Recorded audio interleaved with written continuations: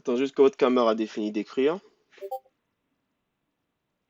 En fait, le problème que j'ai, donc je te le dis déjà, c'est un problème visiblement de driver, hein. OBS n'accepte pas que j'enregistre l'écran. Visiblement, il manque des informations. NVENV. Donc si jamais tu as des pistes par rapport à ça, ça m'aiderait énormément, effectivement. Après, je crois qu'il y a possibilité que je me passe de cette option en utilisant uniquement la configuration logicielle, mais du coup, ça va pomper sur mon processeur et je ne sais pas si mon processeur pourra gérer en même temps le stream ainsi que l'enregistrement. Donc pour l'instant, je fonctionne toujours avec l'outil que j'ai, mais t'en fais pas, dès lors que je peux, je passerai sur OBS.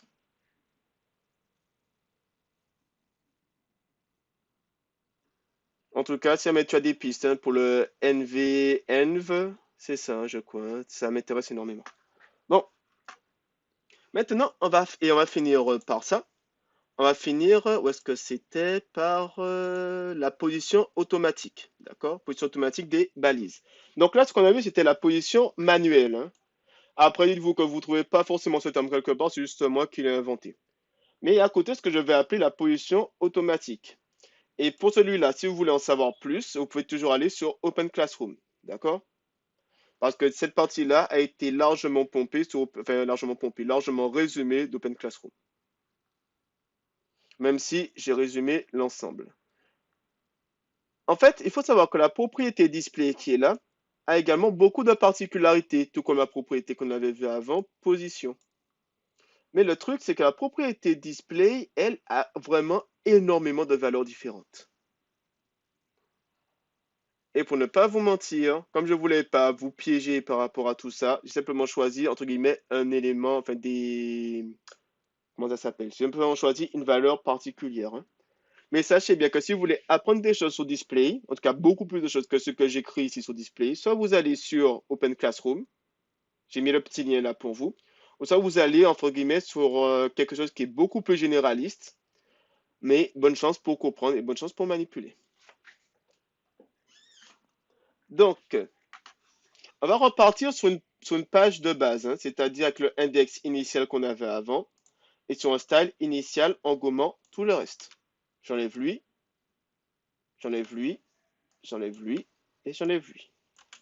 Donc là, on a bien, entre guillemets, le code de base, hein. Si je relance, pardon, je relance, il va revenir à sa position de base.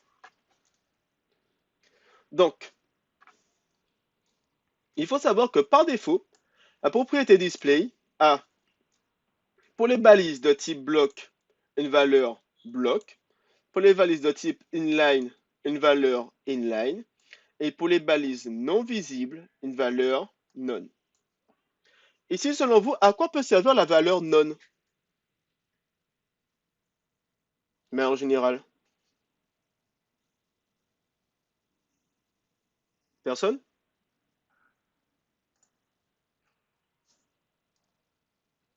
Du coup, je vais vous le donner en 1000. La valeur non, en fait, permet, entre guillemets, de carrément, entre guillemets, supprimer une balise. Tout se passe comme si, même si la balise a été lue par votre navigateur, elle ne sera pas du tout affichée par votre navigateur.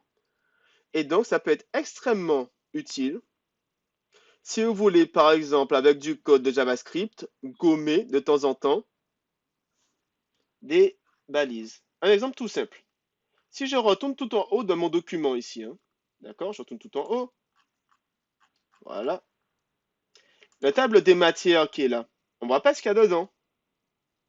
Mais une fois que j'appuie ici, un petit code JavaScript va s'activer pour mettre la balise qui était de base, la balise display qui était sur none à visible. Et voilà. Et d'ailleurs, c'est la même chose pour ça, hein. Quand j'appuie ici, la balise display qui est associée et qui dit none devient bloc. Et voilà. Bon, ça, je vous le dis. Pour l'instant, vous ne saurez pas réellement comment exploiter cette information. Mais si vous avez déjà pris un petit peu d'avance sur JavaScript et que vous commencez à coder des pages web avec un peu de JavaScript, vous pourrez, je pense, utiliser ce truc-là correctement. Ah oui, au passage, il faudra peut-être que je vous parle un jour de comment on peut faire pour empêcher l'utilisateur d'interagir avec la page web. Ça, c'est très drôle comme truc. Genre, je sais pas si vous êtes arrivé, quand vous essayez de cliquer quelque part, ça n'agit plus. C'est rigolo. Bon, donc la valeur, on va utiliser pour display la valeur flex. C'est-à-dire que par défaut, quand on utilisera display ensemble, ce sera toujours flex et toujours pour, où est-ce que je l'ai marqué? Je l'ai marqué où? Voilà. Ce sera toujours sur un conteneur. D'accord? C'est-à-dire que ici, là, nos trois éléments qui sont là, ce sont par rapport à section des éléments fils. Donc la valeur display, je ne vous la conseille pas sur les fils, mais je vous la conseille pour le coup sur le conteneur, c'est-à-dire sur section. En d'autres termes, eux n'auront rien à faire. C'est lui qui fera tout le travail. C'est lui qui va déterminer comment va se placer les blocs qui sont en lui. Donc, ici, display flex. Et je n'oublie pas mon merci Internet. Copier, coller. J'oublie pas mon petit point virgule. J'enregistre ma page et je relance. Et là, qu'est-ce que vous apercevez? Tous les blocs fils qui étaient dans le bloc section sont automatiquement réagencés et ont automatiquement adopté une forme liée à ce que eux-mêmes contenaient. D'accord? Si j'enlève display, on a la forme de base. Si je rajoute display, automatiquement, les blocs adoptent une taille particulière et s'agencent de manière particulière. Et avec la fameuse propriété display et sa valeur flex, on va avoir d'autres petits éléments, flex direction, flex swap, justify content et align content. D'accord? Il faut savoir que l'on n'existe plus. D'ailleurs, aussi d'Open Classroom, il n'en existe plus. Mais j'ai décidé de vous montrer celle-là parce que de base, ça suffit pour beaucoup de choses. Flex Direction permet en fait d'agencer. Attendez, voilà. Laisse le choix de l'axe principal. D'accord? Donc ici, l'axe principal, c'est quoi? C'est en ligne. Et si je veux mettre en colonne, j'écris Flex Direction, deux points, column. Et point virgule. J'enregistre, je relance, et voilà, il se remet comme avant. Et je peux également mettre column reverse. Ceci. CTRL-C, CTRL-V, j'enregistre, je relance, et là les éléments se sont inversés. On va laisser comme c'était par défaut, hein, c'est-à-dire wow. CTRL-S. Maintenant, on a FlexSwap. FlexSwap permet, entre guillemets, de revenir à la ligne. C'est-à-dire que si on n'a plus d'espace, on peut revenir à la ligne. Par exemple, ici, je remets comme c'était avant, j'enregistre, je relance. Si maintenant je zoome, qu'est-ce qui se passe? Les éléments vont s'écraser les uns contre les autres. D'accord? Maintenant, si je mets Flex WAP, d'accord? Donc ici, ce petit mode-là, CTRL-C, CTRL-V, j'enregistre, je relance. Qu'est-ce que vous apercevez de quoi? Les éléments, eux, de s'écraser les uns contre les autres, se sont simplement mis vers le bas. OK?